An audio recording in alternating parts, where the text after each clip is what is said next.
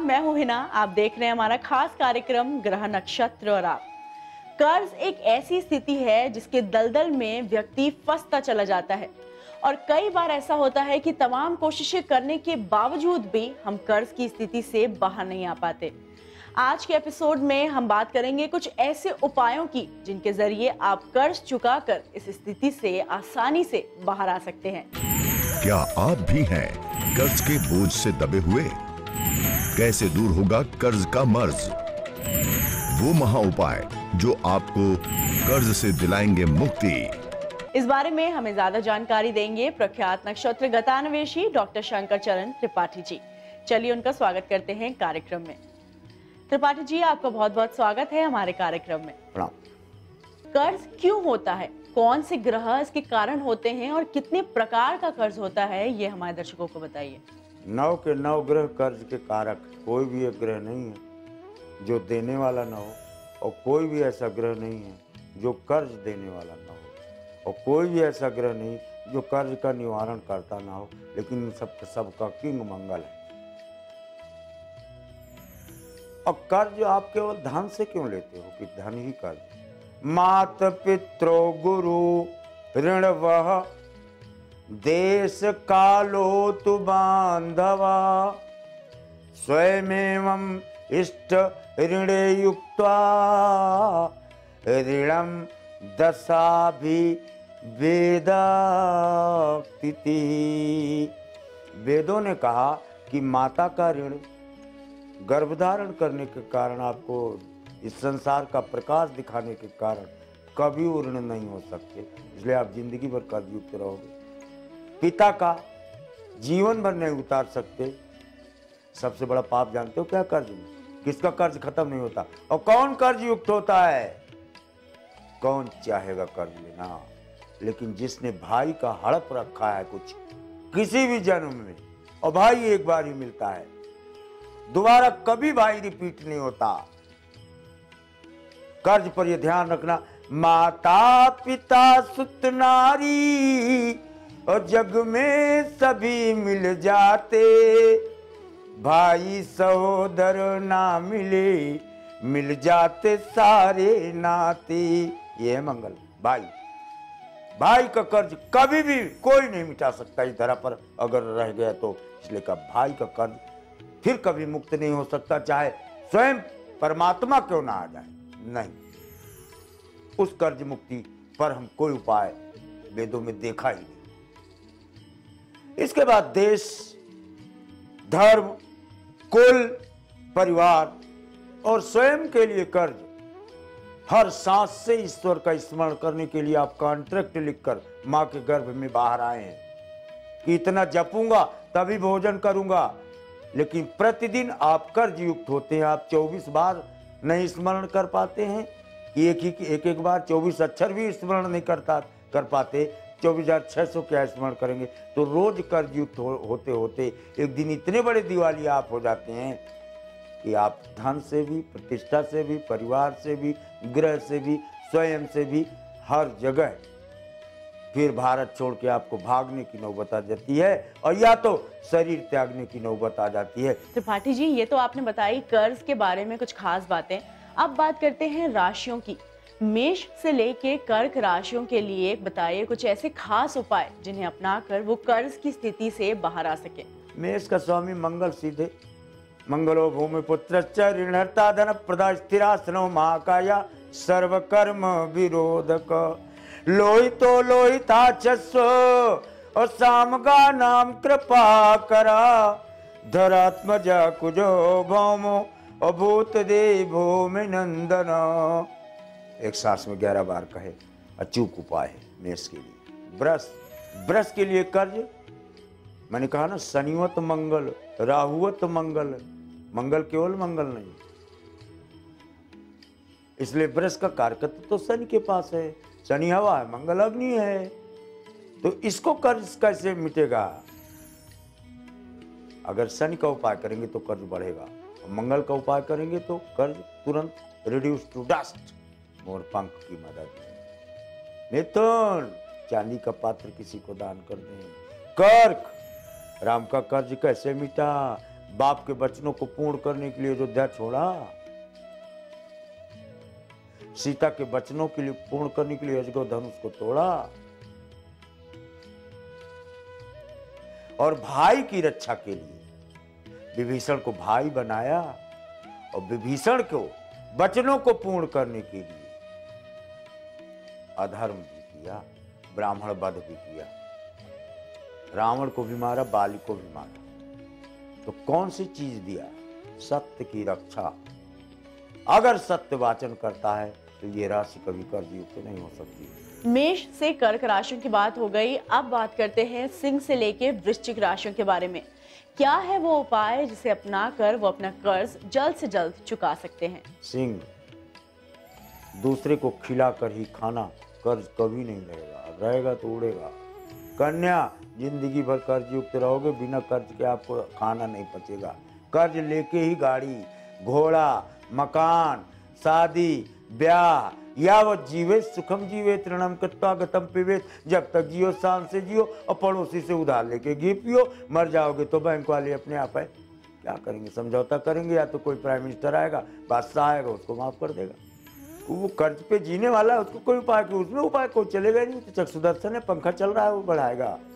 तुला कभी कर्ज लेने की तरफ जाएगा नहीं, बचेगा। अगर गलती से माता पिता या किसी कारण से उसको कर्ज लेना पड़ता है, तराजू दान करने पर कर्ज मुक्ति मिलती है, वो भी शुक्रवार के दिन। वृश्चिक, जो मेष का बताया, 10 नाम मंगल। दर्शकों, यहाँ मेष से लेके वृश्चिक राशियों की बात तो हो गई, जहाँ त्रिपाठी जी ने हमें बताया वो खास उपाय जिन्हें अपनाकर आप अपना कर्ज जल्द से जल्द चुका सकते हैं। वक्त हो गया है एक छोटे से ब्रेक का। कहीं जाइएगा मत, क्योंकि ब्रेक के उस पार जानकारी लेंगे बाकी राशियों के बारे में। जुड़े रहिए हमारे साथ, देखते रहिए हमारा खास कार्यक्रम ग्रह नक्षत्र और आप।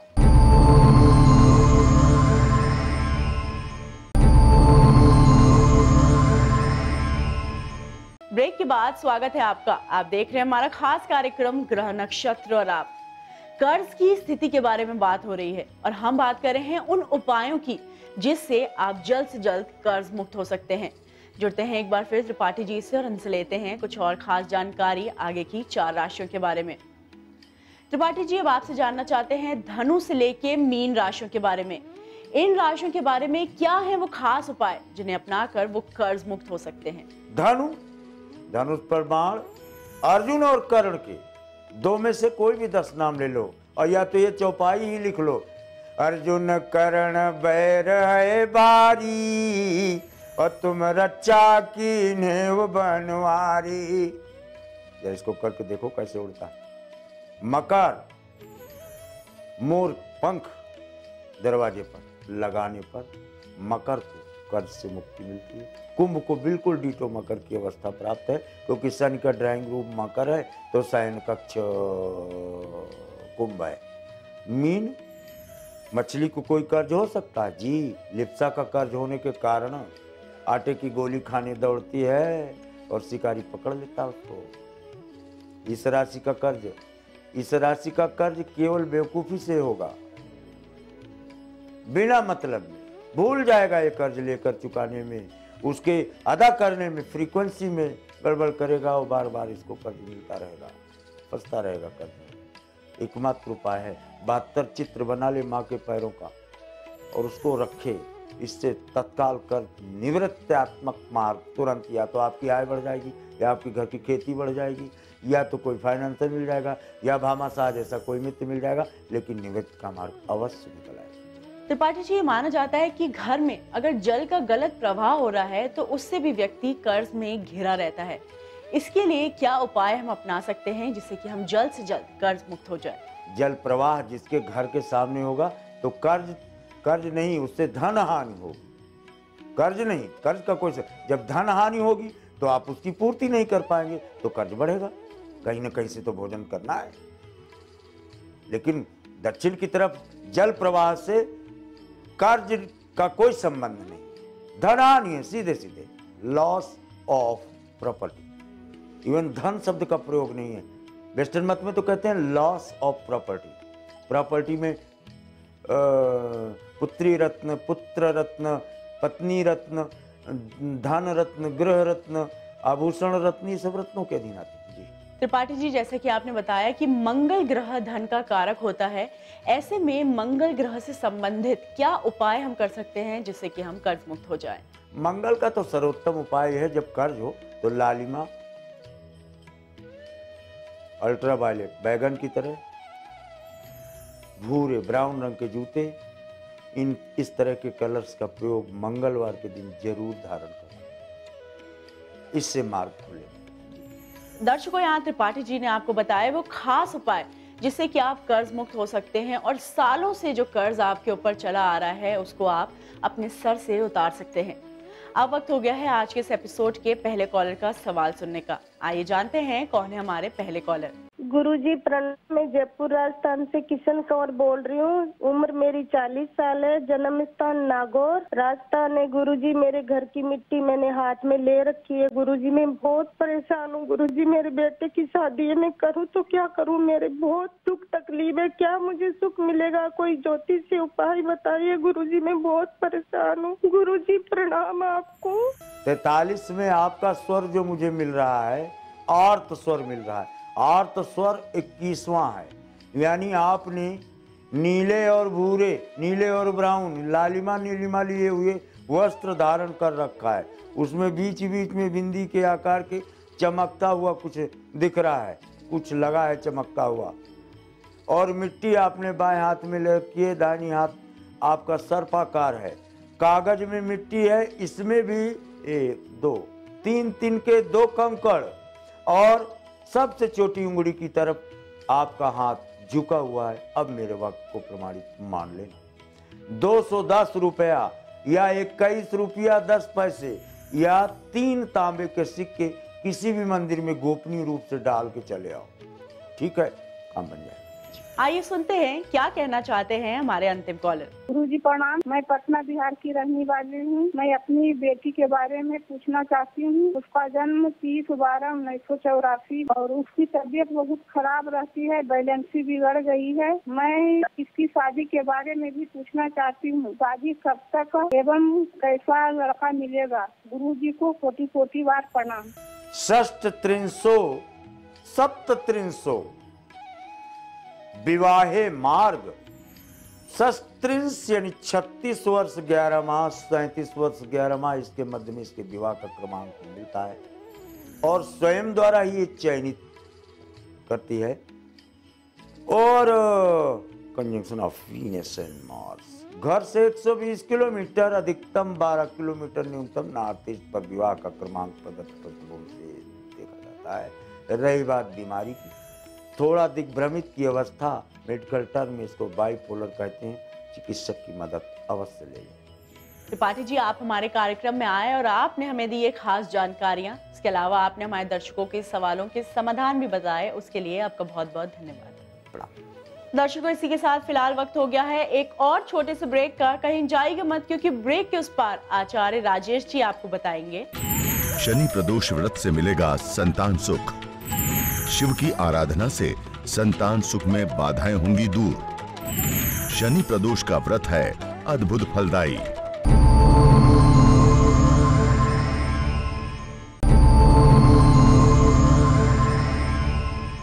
ब्रेक के बाद स्वागत है आपका। आप देख रहे हैं हमारा खास कार्यक्रम ग्रह नक्षत्र और आप। चलिए कार्यक्रम को आगे बढ़ाते हैं और सबसे पहले स्वागत करते हैं आचार्य राजेश जी का। राजेश जी, आपका बहुत बहुत स्वागत है हमारे कार्यक्रम में। नमस्कार दर्शकों, आज है 25 मार्च, दिन शनिवार। क्या कहता है आज का पंचांग, आइए जानते हैं राजेश जी से। चैत्र मास कृष्ण पक्ष द्वादशी तिथि शनिवार का आज दिन है। शुभ समय प्रातः 6 बजे से 7:30 तक, राहु काल प्रातः 9 बजे से 10:30 तक। आज चंद्रमा रहेंगे कुंभ राशि में। राजेश जी, जैसे कि हम सबको पता है कि माँ बाप अपने संतान के लिए बहुत चिंतित रहते हैं। ऐसे में आपसे जानना चाहते हैं कि संतान के भाग्योदय के लिए क्या उपाय हैं जो माँ बाप अपना सकते हैं? शनि प्रदोष विशेष रूप से संतान के भाग्योदय के लिए बहुत अच्छा होता है। एक तो शनिवार का विशेष आज दिन होता है और प्रदोष के दिन भगवान शिव जी की आराधना की जाती है। यदि कहीं संतान विकृत हो, संतान आपकी नहीं सुनती हो, संतान लगातार बिगड़ रही हो या आपकी संतान को कई प्रकार के कष्ट आ रहे हों, ऐसे समय में माताएं शनि प्रदोष का व्रत करती हैं और इस व्रत करने के बाद भगवान शिव जी के मंदिर में पंचामृत से अभिषेक कराया जाता है और संतान के सुखी जीवन की भगवान शिव जी से कामना की जाती है। यदि माता बच्चे के लिए इस प्रकार से कार्य करती है तो बच्चे के पूर्व जन्मगत दोष समाप्त होते हैं और उसे सुख शांति समृद्धि की प्राप्ति हो जाती है। इन खास उपायों की बात तो हो गई, अब आपसे जानना चाहते हैं मेष से लेके कन्या राशियों के बारे में। कैसा रहेगा उनके लिए आज का दिन और क्या कहते हैं उनके सितारे, हमारे दर्शकों को बताइए। आज आपको बहुत कुछ सावधान रहकर कार्य करना है। दिन आपका अच्छा है, इसमें कोई संदेह नहीं है। आप जो काम कर रहे हैं उसमें भी कोई संदेह नहीं है, परंतु जिस जल्दबाजी में आप काम कर रहे हैं वह ठीक नहीं है। उस पर यदि नियंत्रण नहीं किया तो सायंकाल कुछ लंबा नुकसान हो सकता है। वृषभ राशि व्यक्तियों के ग्रह योग बहुत अच्छे हैं। व्यापार व्यवसाय में उन्नति की खबर आपको प्राप्त होगी। साथ ही जो योजनाएं अटकी हुई थी, आज 2 दिन के अंदर वह योजनाएं सफल होंगी।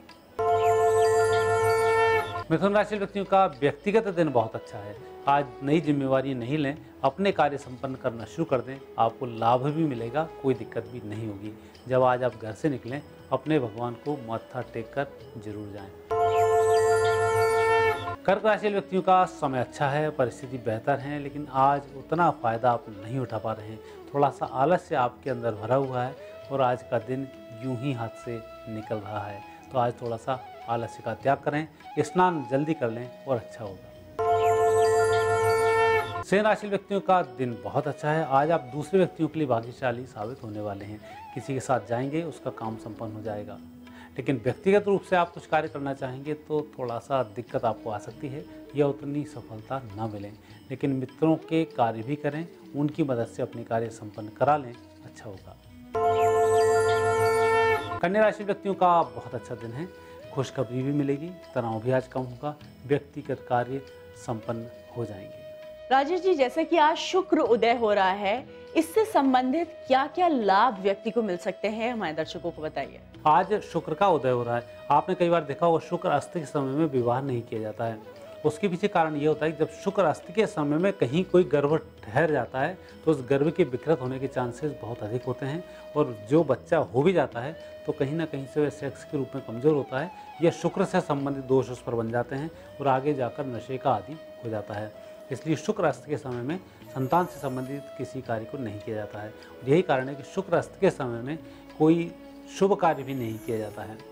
और आज शुक्र का उदय भी हो रहा है, तो जब शुक्र उदय होते हैं तब हम यदि पूर्व जन्म का तो दोष, संतान से संबंधित दोष और खुद की तरक्की से संबंधित जो कार्य चल रहे हैं उनको बढ़ाने का कार्य करते हैं तो सभी कार्य सफल हो जाते हैं। इसलिए शुक्र के अस्त का और उदय का विशेष महत्व पंचांगों में कहा गया है। शुक्र उदय के लाभों की बात तो हो गई, अब आपसे जानना चाहते हैं अंतिम 6 राशियों के बारे में, यानी तुला से लेके मीन राशियों के लिए कैसा रहेगा आज का दिन और कौन से उपाय उनके लिए शुभ फल लाएंगे।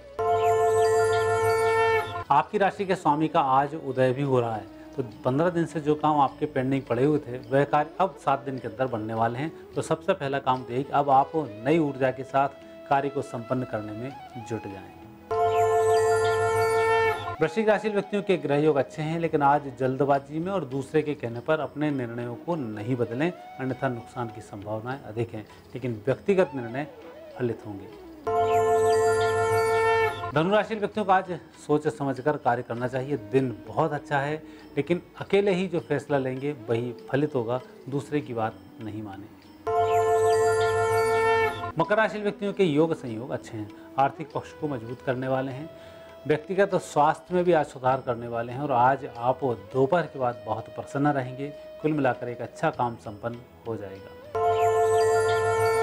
कुंभ राशि व्यक्तियों को आज तनाव रहित रहकर कार्य करना चाहिए। मुझे लग रहा है आज आप जिन कामों को कर रहे हैं उस काम में उतनी मेहनत नहीं लग रही जितना आप सोच रहे हैं। जिन लोगों से आप मिलना चाह रहे हैं पहले से ही आप तनाव में हैं, कैसे मिलें, क्या बात करें, क्या नहीं करें। आपको तत्काल फैसले लेने चाहिए और अपने काम को आगे बढ़ा देना चाहिए। मीन राशि व्यक्तियों का योग अच्छा है, धन खर्च हो सकता है लेकिन आने वाले समय में वह प्राप्त भी हो जाएगा। अर्थात आज थोड़ा सा स्वार्थ सिद्ध करें, अपने कार्य कैसे संपन्न हो उसमें धन की चिंता नहीं करें, काम संपन्न हो जाए, अच्छा होगा। राजेश जी, आप हमारे कार्यक्रम में आए और आपने हमें दी ये खास जानकारियां, उसके लिए आपका बहुत बहुत धन्यवाद। धन्यवाद। दर्शकों, अब वक्त हो गया है एपिसोड को यहीं समाप्त करने का। कल आपसे फिर मुलाकात होगी इसी समय इसी चैनल पे एक नए विषय के साथ। तब तक के लिए नमस्कार।